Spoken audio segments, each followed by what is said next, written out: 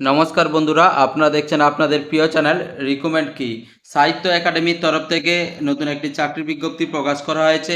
এখানে আপনাদের যোগ্যতা ন্যূনতম মাধ্যমিক পাস থাকলেও এখানে আপনারা অ্যাপ্লাই করতে পারবেন। মাধ্যমিক পাসে যারা অ্যাপ্লাই করবেন তাদের জন্য বলে দিই, শুধুমাত্র ইন্টারভিউর মাধ্যমে কিন্তু নিয়োগ করা হবে আপনাদের। এর সাথে আপনাদের কতগুলি শূন্যপদ রয়েছে, কোন কোন পদে নিয়োগ করা হবে, এখানে কিন্তু অনেক ভেরিয়াস পদে কিন্তু নিয়োগ করা হবে। তার জন্য শিক্ষাগত যোগ্যতা কী রয়েছে, আবেদন পদ্ধতি কী রয়েছে, বয়সসীমা কী রয়েছে, সম্পূর্ণ বিষয়গুলি কিন্তু আলোচনা করব এই ভিডিওর মাধ্যমে। বন্ধুরা ভিডিওটি সম্পূর্ণ দেখতে থাকবেন এবং প্রয়োজনীয় বন্ধুদের কাছে অবশ্যই ভিডিওটি শেয়ার করে দেবেন। এবং এই যেসব বন্ধুরা এই চ্যানেলে নতুন রয়েছে অবশ্যই চ্যানেলকে সাবস্ক্রাইব করে নেবেন, কারণ এই চ্যানেলে প্রতিনিয়ত কোনো না কোনো সরকারি ও বেসরকারি চাকরির আপডেট এবং বিভিন্ন সরকারি প্রকল্পের আপডেট কিন্তু সবার প্রথমে দিয়ে থাকি।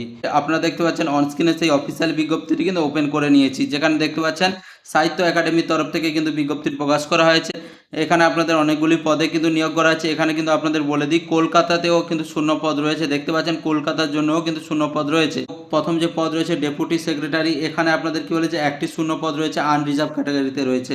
এখানে আপনাদের বেতনও খুব ভালো রয়েছে। এখানে দেখতে পাচ্ছেন 67,700 থেকে 2,08,700 পর্যন্ত এখানে বেতন রয়েছে। এখানে জব লোকেশন আপনাদের কিন্তু নিউ দিল্লিতে রয়েছে, ঠিক আছে।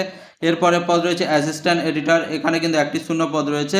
এখানে আপনাদের স্যালারি কিন্তু 56,100 থেকে 77,500 পর্যন্ত রয়েছে। হেড অফিস দিল্লিতে কিন্তু জব লোকেশন রয়েছে। এরপরে পদ রয়েছে সিনিয়র লাইব্রেরি অ্যান্ড ইনফরমেশন অ্যাসিস্ট্যান্টের জন্য, এখানে দুটি শূন্য পদ রয়েছে। এখানে দেখতে পাচ্ছেন ওবিসির জন্য একটি এবং ইডব্লিউএস এর জন্য কিন্তু একটি রিজার্ভ রয়েছে। 32,400 থেকে 1,12,400 পর্যন্ত এখানে কিন্তু আপনাদের বেতন রয়েছে। এখানে কিন্তু জব লোকেশন রয়েছে কিন্তু মুম্বাইতে এবং কলকাতাতে, ঠিক আছে। ইডব্লিউএস এর জন্য কিন্তু রয়েছে কলকাতাতে, এবং কলকাতাতে আরও কিন্তু জব লোকেশন রয়েছে।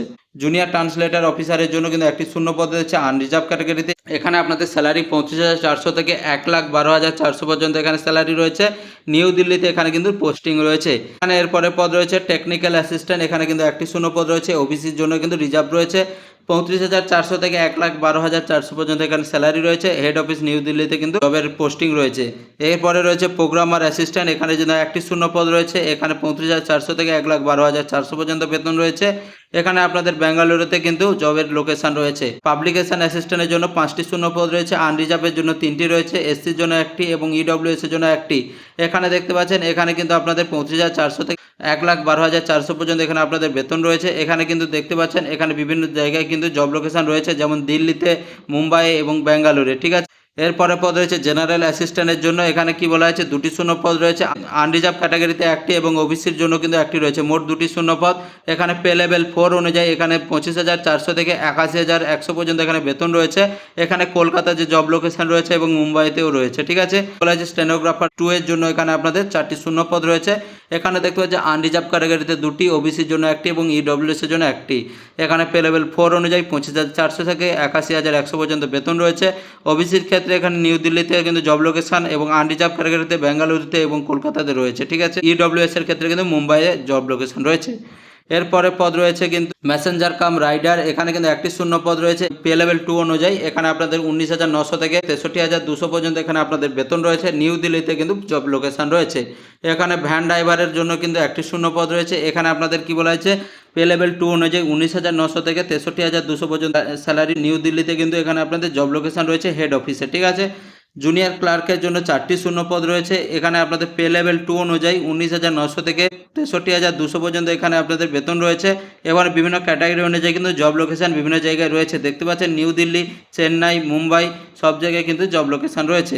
এরপরে পদ রয়েছে মাল্টিটাস্কিং স্টাফ, এখানে কিন্তু 6টি শূন্য পদ রয়েছে। এখানে কিন্তু ওবিসির জন্য 3টি এবং ইডব্লিউএস এর জন্য 3টি রয়েছে, ঠিক আছে।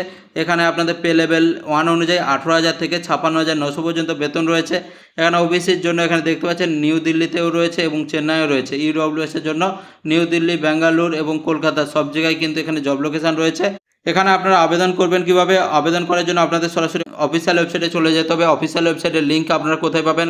ভিডিও ডেসক্রিপশন বক্সে পেয়ে যাবেন। নাহলে আপনারা সরাসরি গুগল বা ক্রোমে গিয়ে সরাসরি সার্চ করবেন সাহিত্য academy.gov.in এটি লিখে সার্চ করলে অফিসিয়াল ওয়েবসাইটে আপনারা পৌঁছে যাবেন। অফিসিয়াল ওয়েবসাইটে আসার পরে আপনারা দেখতে পাবেন, নিচে চলে আসবেন, নিচে এসে সরাসরি এখানে দেখতে পাবেন, এখান থেকে আপনারা সরাসরি কিন্তু নোটিফিকেশনটি ডাউনলোড করতে পারেন এবং যে পদের জন্য আপনারা অ্যাপ্লাই করতে চান সেই পদের জন্য এখানে কিন্তু অ্যাপ্লিকেশন ফর্মগুলি ডাউনলোড করে নেবেন। বিভিন্ন পদের জন্য অ্যাপ্লিকেশন ফর্ম কিন্তু আলাদা আলাদা রয়েছে, অবশ্যই কিন্তু অ্যাপ্লিকেশন ফর্মটি ডাউনলোড করে নেবেন। অ্যাপ্লিকেশন ফর্মটি ডাউনলোড করার পরে আপনারা ফিল আপ করবেন, ফিল আপ করে সমস্ত ডকুমেন্টস কিন্তু অ্যাটাচ করে দেবেন। অ্যাটাচ করার পরে কিন্তু আপনাদের অ্যাপ্লিকেশন ফর্মটি জমা করে দিতে হবে।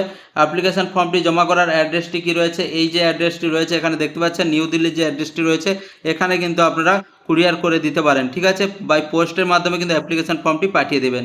এখানে কিন্তু আপনাদের নিয়োগ করা হবে, আপনাদের যোগ্যতার উপর ভিত্তি করে কিন্তু প্রাথমিকভাবে বাছাই করা হবে। তারপরে আপনাদের বিভিন্ন পদ অনুযায়ী পরীক্ষা, স্কিল টেস্ট বা ট্রেড টেস্ট বা টাইপিং টেস্ট এরভাবে, বা যাদের ড্রাইভার রয়েছে ড্রাইভিং টেস্ট, এবং সরাসরি ইন্টারভিউর মাধ্যমে কিন্তু নিয়োগ করা হবে।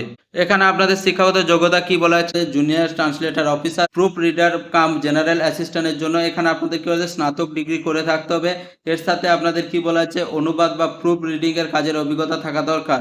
স্টেনোগ্রাফার এবং junior clerk, van driver, messenger cum রাইডারের জন্য মাধ্যমিক বা উচ্চ মাধ্যমিক পাস করে থাকতে হবে। তার সঙ্গে স্টেনোগ্রাফারের জন্য টাইপিং স্পিড এবং ড্রাইভারের জন্য বৈধ লাইসেন্স এবং ড্রাইভিংয়ের অভিজ্ঞতা থাকতে হবে। এরপরে পদ যে রয়েছে মাল্টিটাস্কিং স্টাফ, এর জন্য কি হচ্ছে মাধ্যমিক বা তার সমতুল্য পরীক্ষায় পাস করে থাকলে এখানে কিন্তু আপনারা অ্যাপ্লাই করতে পারবেন।